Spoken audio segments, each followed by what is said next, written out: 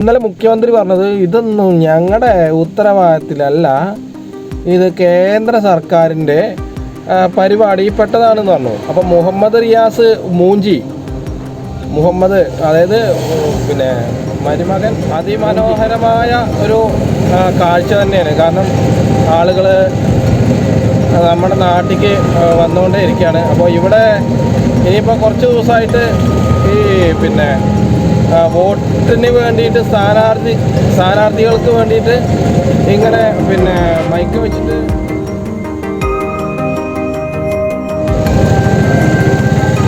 അപ്പോൾ ഇന്ന് നല്ലൊരു ഞായറാഴ്ച ആയിരുന്നു എന്ന് പറയാൻ പറ്റില്ല, വൈകുന്നേരം ആയിട്ടില്ലല്ലോ. അപ്പോൾ നമുക്കിപ്പോൾ എല്ലാ ദിവസവും ഒരേപോലെ തന്നെ ഉള്ള ദിവസങ്ങളായി എന്ന് കിട്ടണമെന്നില്ല. അപ്പോൾ ഇന്നത്തെ ഒരു ഞായറാഴ്ചത്തെ അവസ്ഥ എന്താണെന്ന് നോക്കി നോക്കാം. ഇപ്പോൾ രാവിലെ 9 മണി ആയിട്ടുള്ളൂ.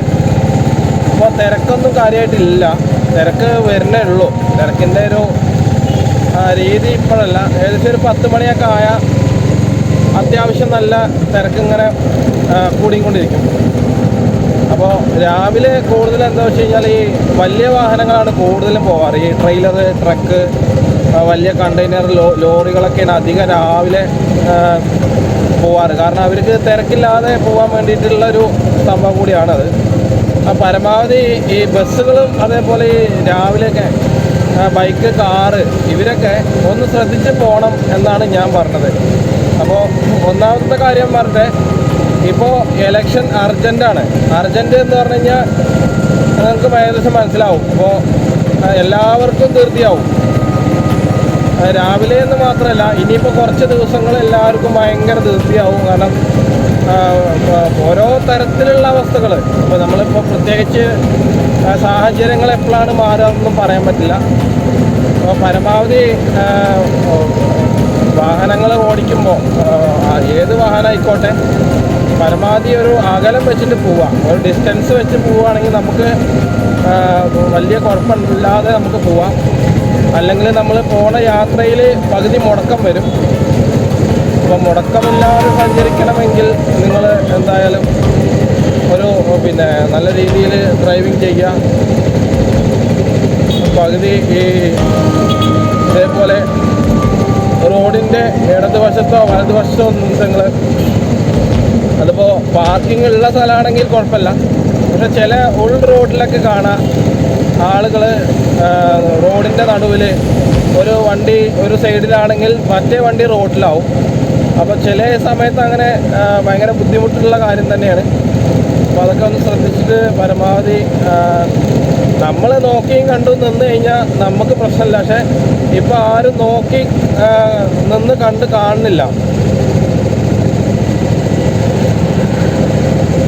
അതിമനോഹരമായ ഒരു കാഴ്ച തന്നെയാണ്. കാരണം ആളുകൾ നമ്മുടെ നാട്ടിലേക്ക് വന്നുകൊണ്ടേ ഇരിക്കുകയാണ്. അപ്പോൾ ഇവിടെ ഇനിയിപ്പോൾ കുറച്ച് ദിവസമായിട്ട് ഈ പിന്നെ വോട്ടിന് വേണ്ടിയിട്ട് സ്ഥാനാർത്ഥികൾക്ക് വേണ്ടിയിട്ട് ഇങ്ങനെ പിന്നെ മൈക്ക് വെച്ചിട്ട് ഉള്ളൊരു പരിപാടിയുണ്ട്. അതിപ്പോൾ ഇനി കുറച്ച് ദിവസം എന്തായാലും നമ്മൾ ഭയങ്കര പ്രശ്നം തന്നെയാണത്. അപ്പോൾ എല്ലാവർക്കും സ്വാഗതം പുതിയ ഒരു ദിവസത്തിലേക്ക്. ഇന്നിപ്പോൾ ഞായറാഴ്ചയാണ്. അപ്പോൾ ഞായറാഴ്ച ആയി കഴിഞ്ഞപ്പോൾ എന്താവും എന്നുള്ളത് ഇപ്പോൾ ഏകദേശം നിങ്ങൾക്ക് മനസ്സിലായല്ലോ. കാരണം ഇപ്പോൾ ഇതേപോലുള്ള ശബ്ദങ്ങൾ നമ്മുടെ കാതുകളിൽ മുഴങ്ങിക്കൊണ്ടേയിരിക്കും 24 മണിക്കൂറും. ഏകദേശം ഒരു 6 മണി കഴിഞ്ഞാൽ മാത്രമാണ് ഏകദേശം ഒരു സമാധാനം ഉണ്ടാവുക.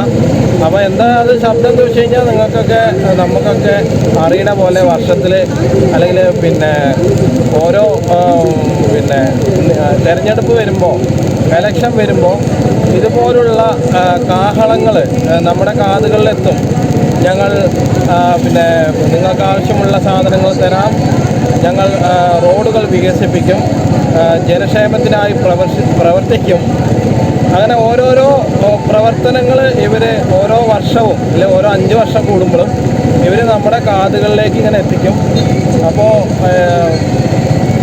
ഇപ്പോൾ ഏകദേശം നമ്മളൊക്കെ കണ്ടതുപോലെ എന്ത് വികസനമാണ്, എന്ത് പ്രവർത്തനമാണ്, എന്ത് രീതിയിലാണ് എങ്ങനെയാണെന്നൊന്നും ഇവർ നമ്മുടെ പിന്നെ ബോധിപ്പിച്ചിട്ടില്ല.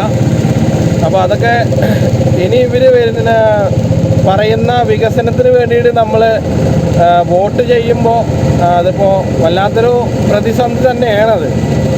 കാരണം ഇത് എന്താ പറയുക, ചെകുത്താൻ്റെയും കടലിൻ്റെയും നടുവിൽ എന്ന് പറഞ്ഞ ഒരു ചൊല്ലുണ്ട്.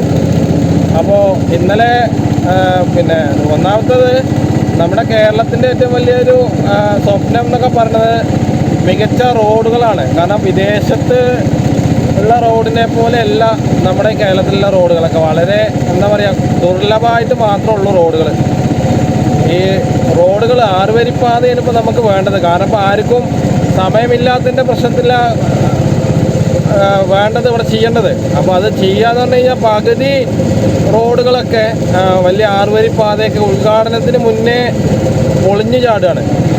അപ്പോൾ അത് അശാസ്ത്രീയമായിട്ട് പ്രത്യേകിച്ചൊന്നും ഒരു പ്രശ്നമില്ല. കാരണം നമ്മളെ ശ്രദ്ധക്കുറവുണ്ട്. ഈ അധികാരികളെന്ന് പറയാനല്ല, അത് പണിയെടുക്കുന്ന ആൾക്കാരെ ഒരു ശ്രദ്ധയുടെ കുറവ് മാത്രമാണ്. അപ്പോൾ ഇവർ അത് ചെയ്യാ എന്ന് പറഞ്ഞിട്ട്, അല്ലെങ്കിൽ ഞങ്ങളത് നല്ല രീതിയിൽ പിന്നെ നല്ല മികച്ച രീതിയിൽ അത് നിങ്ങൾക്ക് വേണ്ടി ചെയ്തു തരാമെന്ന് പറഞ്ഞിട്ടും അവർ പിന്നെ അത് ശരിക്കും എന്താ പറയുക ചെയ്യണില്ല.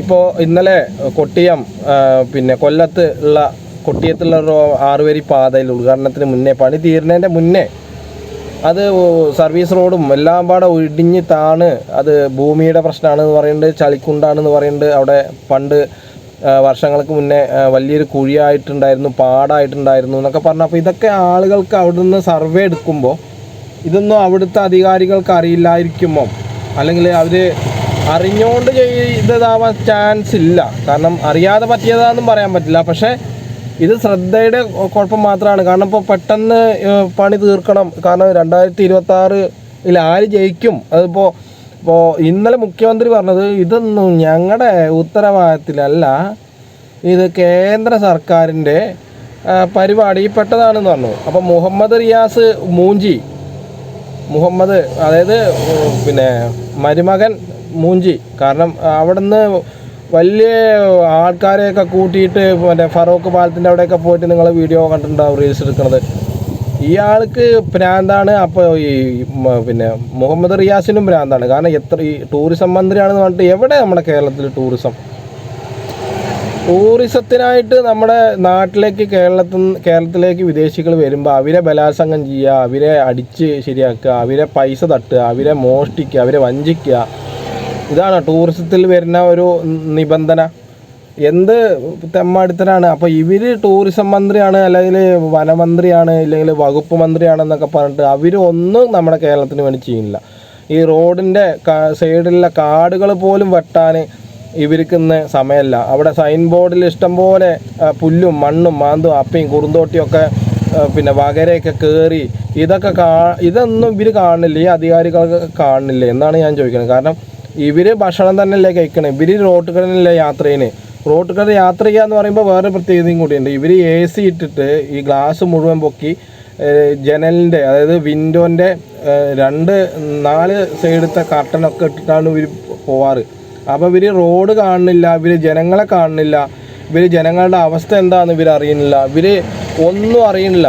അവർക്ക് മാസം അവർക്ക് പിന്നെ കിട്ടുന്ന തുകയിൽ നിന്ന് അത് കൂടുതലും കള്ളപ്പണമാവും, അല്ല കൂടുതൽ കൈക്കൂലിയാവും. ഇങ്ങനെയൊക്കെ ആകുമ്പോൾ അവർക്ക് സുഖലോലുപമായിട്ട് അവർക്ക് എങ്ങനെ വേണമെങ്കിലും പെണ്ണായാലും എന്തായാലും അവർക്ക് അടിപൊളിയായിട്ട് നടക്കാം. അവിടെ ഇപ്പം പിന്നെ മന്ത്രിമാരെ ഇല്ലെങ്കിൽ ഉദ്യോഗസ്ഥന്മാരെ ഇപ്പം നമ്മൾ ജനങ്ങൾ സാധാരണക്കാർ ചോദ്യം ചെയ്യാൻ പോകില്ല. കാരണം അവർക്ക് അതിൻ്റെ പ്രോട്ടോക്കോളും നിയമങ്ങളും കാര്യങ്ങളൊന്നും അറിയില്ല. എന്നാൽ നേരെ മറിച്ച് വേറൊരു ആളാണ്, നിയമം അറിയുന്ന ഒരാളാണ് ചോദിക്കാൻ പോയിരുന്ന അവർ എല്ലാതും പറഞ്ഞ് സമ്മതിക്കും. അല്ലാതെ ഇപ്പോൾ ഇതിൽ വേറെ പ്രത്യേകതയൊന്നുമില്ല. അപ്പോൾ മുഖ്യമന്ത്രി പറഞ്ഞത് ഞങ്ങൾ ഇതിൽ ഉത്തരവാദിത്തമല്ല, ഞങ്ങൾ ഉണ്ടാക്കിയ റോഡല്ല, അത് 6 വരി പാതയാണ് എന്നൊക്കെ പറഞ്ഞു. ശരി, അതൊക്കെ സമ്മതിച്ചു. ഇനിയിപ്പോൾ ഇവരത് ശരിയായിട്ടുണ്ടെങ്കിൽ ഇവരെന്താവും പറയാം. അപ്പോൾ ഇതൊക്കെ ഒരു നാടകമാണ്. ഇത് ജനങ്ങളെ ശരിക്കും വിഡ്ഢിയാക്കിക്കൊണ്ടിരിക്കുകയാണ്. ഇപ്പോൾ രാഹുൽ ഈശ്വർ അയാൾ എന്ത് പൊട്ടനാണോ എനിക്കറിയില്ല. ഞാൻ അന്നേ കരുതിയതാണ് ഈ രാഹുൽ ഈശ്വർ എന്ത് വീഡിയോ ചെയ്യുമ്പോഴും ലാപ്ടോപ്പും ഇങ്ങനെ പൊക്കി പിടിച്ചിട്ട് ഇത് അവർ പറഞ്ഞതാണ്, റിനി പറഞ്ഞതാണ്, രാഹുൽ മാങ്കൂട്ടം അങ്ങനെ ഇങ്ങനെ എന്നൊക്കെ പറഞ്ഞ് ഞാൻ കളിയാക്കല്ല, രാഹുൽ ഈശ്വറിനെ ഞാൻ കളിയാക്കല്ല ഒരിക്കലുമല്ല. പക്ഷേ ഈ പുരുഷന്മാർ പിന്നെ സംഘടനയ്ക്ക് പുരുഷന്മാർക്ക് വേണ്ടിയിട്ട് ശബ്ദിച്ച കേരളത്തിലെ ഒരേ ഒരാൾ രാഹുൽ ഈശ്വറാണ്. പക്ഷേ ആ രാഹുൽ ഈശ്വറിനെയും കൂടി നമ്മൾ ഈ പൊതുസമൂഹത്തിലുള്ള കുറേ ആൾക്കാർ കളിയാക്കുകയാണ്. അവൻ ഇത് എന്തിൻ്റെ കേടായിരുന്നു, ഒരു പെണ്ണിനെ ഊക്കാനും കൂടിയും പറ്റിയിട്ടില്ല, എന്നിട്ട് ഇത് എന്തിൻ്റെ കേടായിരുന്നു എന്ന് പറയുമ്പോൾ അപ്പോൾ ഒന്ന് ചിന്തിക്കണം എന്താണ് എന്നുള്ളത്. നമ്മുടെ മലയാളി സമൂഹത്തിൻ്റെ ഒരു അവസ്ഥ ആലോചിച്ച്. പിന്നെ ഒന്നാമത്തെ കാര്യം എന്താ വെച്ച് കഴിഞ്ഞാൽ PR വർക്കാണ് ഇതിൽ മെയിനായിട്ട് കാണുന്നത്. പൈസ കൊടുത്തിട്ടുള്ള പരിപാടിയാണ്. പൈസ കൊടുത്തു കഴിഞ്ഞപ്പോൾ എനിക്കിപ്പോൾ ഒരു 10,000 റുപ്യ എന്നാൽ ഇല്ലെങ്കിൽ 1,00,000 റുപ്യ എന്നാൽ അല്ലെങ്കിൽ ഒരു 1 കോടി റുപ്യ എന്നിട്ടുണ്ടെങ്കിൽ എനിക്ക് അവർക്ക് വേണ്ട എന്താ വെച്ചാൽ അവർ നമ്മൾ പറയുകയില്ല, നമ്മൾ ചെയ്തു കൊടുക്കുകയും ചെയ്യില്ലേ. അത് തന്നെയാണ് ഇപ്പോൾ നടക്കുന്നത്. അതിപ്പോൾ എല്ലാ രീതിയിലും അങ്ങനെ തന്നെയാണ്. അതിപ്പോൾ ഈ രാഹുൽ മാങ്കൂട്ടത്തിൻ്റെ പിന്നെ ഗർഭചിത്ര പീഡനത്തിൻ്റെ പോലെ തന്നെയാണ്. കാരണം രാഹുൽ ചെയ്യാത്തതുണ്ടോ? അയ്യോ, രാഹുൽ ഒരു മനുഷ്യനാണ്. ഈ ദൈവം തന്നെയാണ് ഒരു